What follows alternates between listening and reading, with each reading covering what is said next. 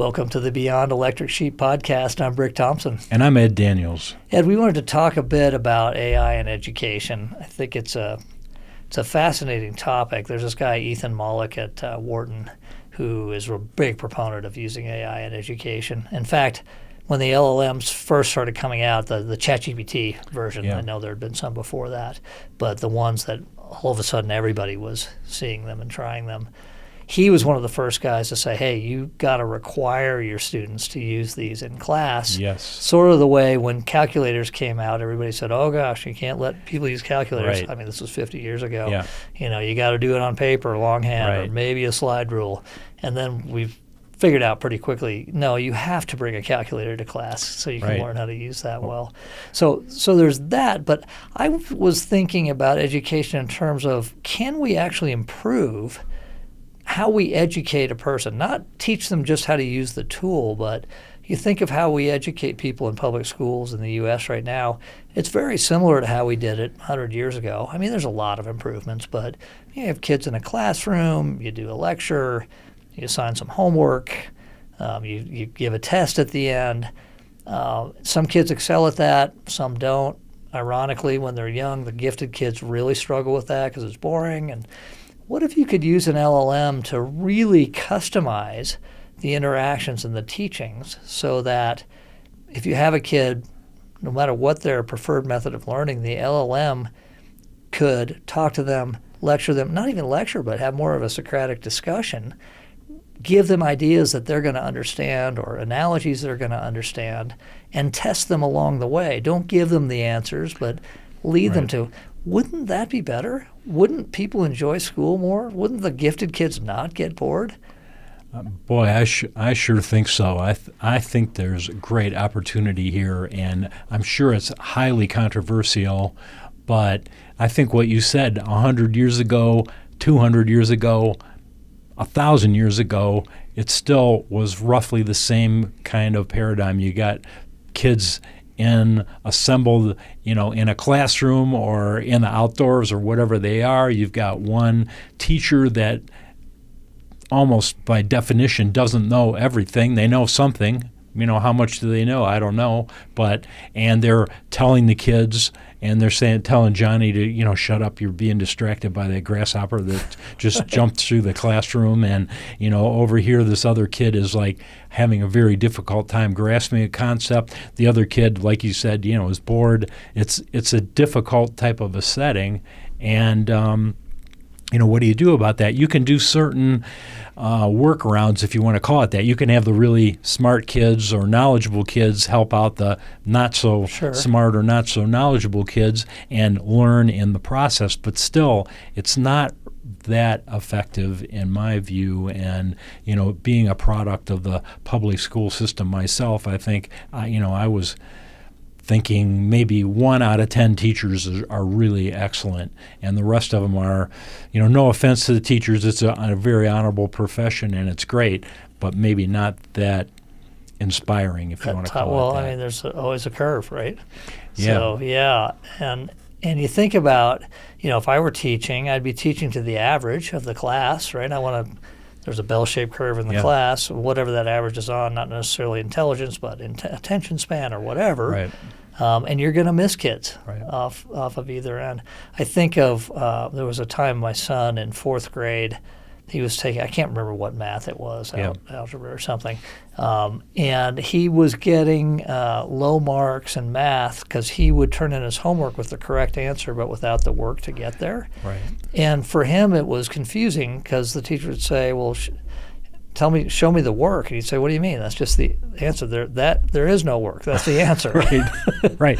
It was boggling to him. And I have a feeling if an LLM was teaching a kid like that, the LLM would have the time and the patience and maybe the ingenuity to engage in a discussion about it. Okay, yeah, I see what you're saying. So let me ask you a question about a couple things and figure out, did the kid really understand it? And then maybe even help them to show other people the work. Right. And I think that made me think of the fact that there are so many different learning techniques, different people. We know like visual learners, versus auditory learners, or people that, can only learn from like a lecture kind of a format where somebody's talking to them versus reading it themselves versus some other mechanism, experiential or whatever. So why would you not want to teach kids based on their own abilities or interests or that sort of thing? And you could do that with a LLM type driven system as opposed to a single teacher. Yeah, that guy I mentioned at the beginning at Wharton, that Ethan Mollick, yes, he uses LLMs to create simulations and games. He's teaching business school students to try to get them to really grasp concepts and get to exercise those concepts and so on. And is reporting just tremendous benefits from that and great outcomes. I think he's taught this way for years, but manually had to build these simulations and tools. He said it would take hundreds of hours and huge amount of work and trial and error, and the LLMs can just build it If quickly. you think about it, you could put the simulation sort of into a RAG kind of a database and then have the LLM access that to generate each one of those unique simulations. So I know I use LLMs to learn stuff sometimes, and I'll often tell it to give me an analogy that a 12-year-old could understand, an 18-year-old could understand, whatever. And it's amazing how helpful that is for me, for my way of learning. Yes. If you can relate it to something else that helps me grasp concepts. So I gotta imagine that we'll be getting there. I'll bet you Khan Academy.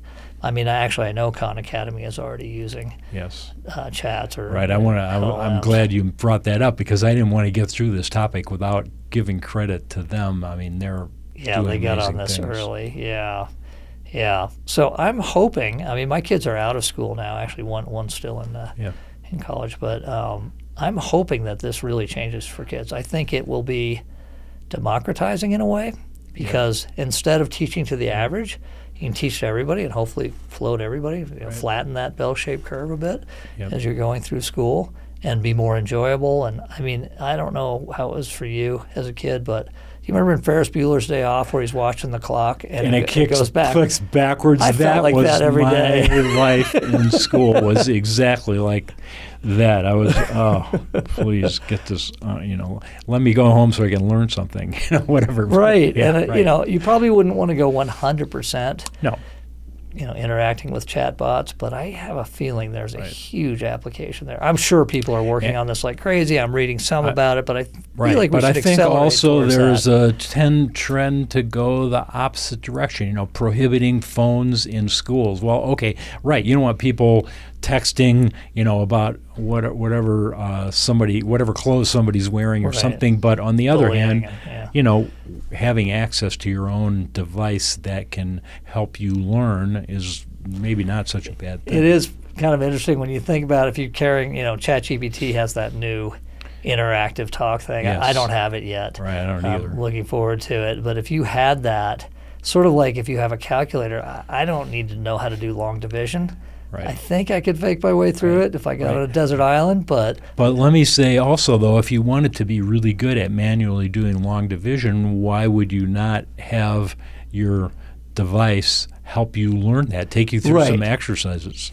But I don't need to be good at long division. Sure. I just need to know what the answer is. And I think there maybe you lose something if you get the answer fed to you too often. But if you're getting the answer to apply it, I was talking to somebody, I'm 60, actually I'm 61. I was talking to somebody about when we were kids, when you wanted to know something you didn't know, maybe your family had an Encyclopedia Britannica, or a World Book. Right. If not, and if they had that, it was old, probably. You had to go to the library, or maybe your friend had an uncle who had an interest in that area, or there was a magazine you could buy. It was a pain. There was a lot of times I was like, well, I guess I'll never know. And there's not that now. If I wonder anything, I just find out right away. And I use Perplexity, which is an LLM LLM-driven search, which I find that so helpful and great. And I don't think I'm missing out on anything by not having to go and find it. Yeah, I know this. We won't have time to talk about this, but let me just tee up an idea for us to talk about in a future episode. But that is that, wouldn't you want your LLM, that's sort of your personal assistant, that you're tuning to your needs, to leave you after each query a little bit smarter by just helping you to learn it? Like, Brick, do you understand now, here was the answer that we came up with regarding the pyramids in Egypt and how they were built.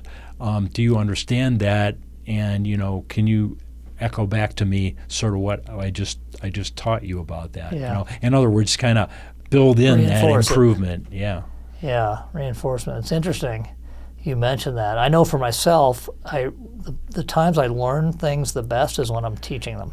Yes. So I might know them pretty well, but then when I have to teach it to somebody, then I really get to know it. And there might be some kind of element of that. I think you could. I think you can build that. You could build that in. But anyway, that'd be an interesting thing to talk about. All right. Well, that's all I had to say on this. All right. Well, that's a good topic. All right. Yep.